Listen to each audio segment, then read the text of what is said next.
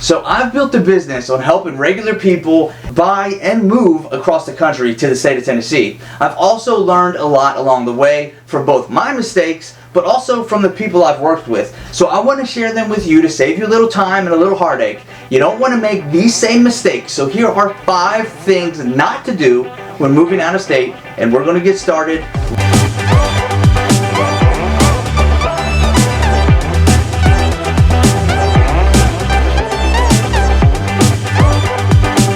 Hello and welcome back to All Things Tennessee with me, Ben Barredo, your local real estate pro and relocation expert for East Tennessee. Today I'm going to give you 5 things that you should not do when moving out of state. In my time on YouTube, I have grown a pretty heavy buyer-focused business, and many of those buyers are coming from out of state. I mean, when you have a channel that's All Things Knoxville, All Things Tennessee, best places to live, you kind of attract those Google searches. Anyone that has moved, whether to an apartment, a dorm room, or from your mom's basement to a real bedroom, or from one house to another house, knows that moving is a huge pain in the... There are a lot of moving parts to manage. Personal belongings to pack and track, people to manage, utilities to line up, and more. Now, if you throw on top of that the experience of doing it from hundreds of miles away, you can imagine that it will make things 10 times harder. So today I want to help you out by sharing some of the experiences and stories of buyers I've worked with, as well as stories from realtors that I know who have worked with people who have made mistakes in their move and in their life. And these mistakes make life so much more complicated than they need to be. So let's get started. So this one comes from a fellow realtor. I asked for stories from others, and you'd be surprised how many people don't want to share their shortcomings or failures. I posted this question to my company Facebook group. I sent out about 500 emails to get feedback, and I can count the number of people that responded on just these 2 hands. Maybe they just don't like me, or which is impossible, or maybe they just are embarrassed. I don't know. But some of the stories were similar, but I did take the best 5, and this one I found to be very important. So my friend, the realtor, had a client who bought a house that he never stepped foot in. I bet you can see where this is going. That can work sometimes. I've actually helped people do that, but that can also be an issue because in this case, the client forgot to do something very important for him. So the guy came to town for the closing, which is the sale of the home, and he did what's called his final walkthrough. Every buyer gets a final walkthrough to make sure the house is still in the same or better condition from when they first put in their offer, got it under contract. This guy decided to finally measure the garage and ran into a problem. He wanted a garage with a house to park his big monster truck in, and the garage was way too small. Guess what? Did he close or did he walk? Well, he had no choice but to close on this house. It was the day of closing. Needless to say, the guy isn't speaking to the realtor anymore. And maybe some of the blame can go to the realtor, but at the end of the day, the guy should have made it a point to have the realtor measure the garage, and made a point to make sure that the realtor knew how important it was for him to have a garage that he could park his truck in. I do it for my clients all the time. Had a client that had a boat and really needed a garage that could park his boat, and that's what we focused on. All you have to do is ask. We don't know what we don't know. This next tip came from a client who bought and sold a home with me. You can't believe the amount of stuff that you accumulate in your lifetime until you have to move. You think one moving truck is enough, but you might quickly realize you were wrong. Next thing you know, you're spending money scrambling to get another truck or to borrow a van or something like that just to get the rest of your house packed up so you can be out of it by the time you go to the closing table deadline. Don't let this be you. After learning the hard way the first time they went through this issue, the clients of mine decided to play it smart, and they packed just the essentials and what they knew for certain that they were keeping and that they could not easily replace. They then put everything else replaceable to the side, and things they never used or they forgot they had or just wasn't important went in a pile. And then they divided up the valuables from the junk, and they sold what they could from the valuable pile. And then they took everything when they couldn't sell anymore and put it at the end of the driveway, put a free stuff post on Facebook's different buy-sell trade groups, and it was all gone in a matter of hours, like before the sun went down that evening. Here are some important reasons why you need to get rid of stuff before packing up the moving truck, and this definitely goes for those of you who have a hard time getting rid of things. One, it reduces clutter. Giving away items you no longer need or want can reduce the amount of clutter that you have in your current home. Obviously, reducing clutter you're going to have in your new home, making it easier to pack and move. This can also help you avoid packing unnecessary items that will only take up space in your new home. It's going to save time and money. The more items you have to pack and move, the more time and money it will take to get it moved.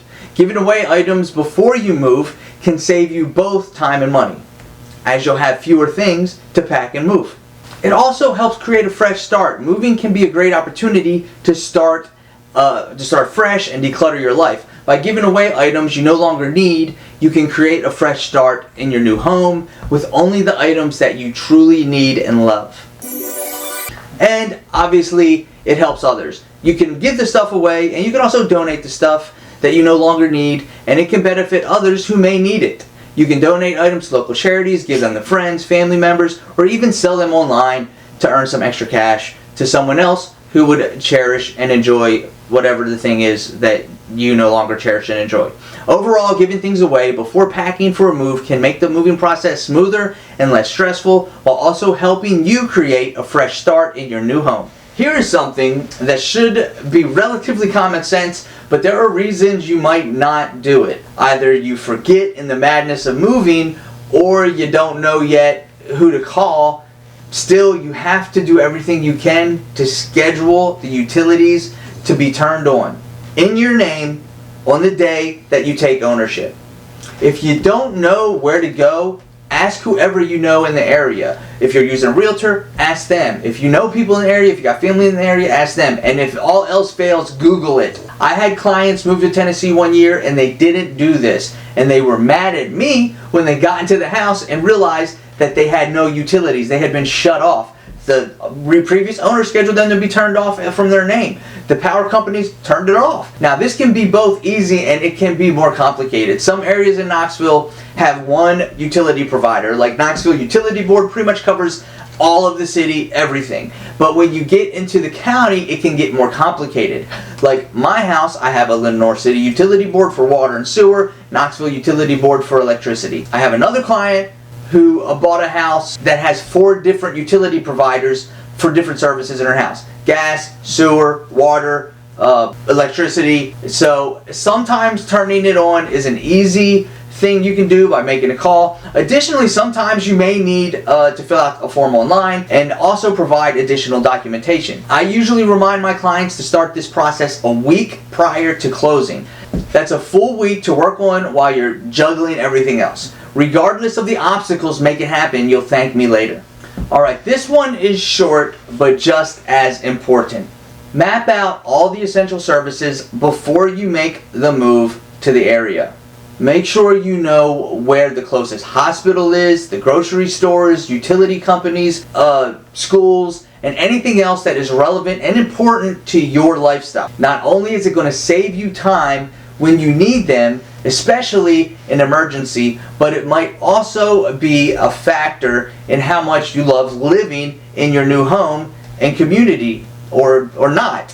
I had clients that found a house online, they loved it, we did a video tour of the house, never once did they research the community. I always encourage my clients, even at a minimum, Google Map or Google Earth the area, see what's around. It may not be completely up to date, but it's pretty accurate most of the time. And if you're not 100% sure, ask me to give you some information. Find out what's in the area. Do you like hiking? Are there parks in the area that you could go hiking at? Do you like playing tennis? Is there a place to go playing tennis at? Fishing, etc. Are you someone who's elderly and you need to be close to a hospital in case of emergency and you end up buying a house that's 2 hours from the closest hospital? Now, that's not likely to do as far as hospital-wise in East Tennessee, but you could get a home that's in the middle of nowhere and maybe you want kids in a community that you can be a part of. Don't be like my clients who ended up buying a house in an area that was more rural than they wanted, and they were 30 minutes from the city. They love the house, they hate where they live. And now they're counting down the days until they can put their house on the market and buy a new one.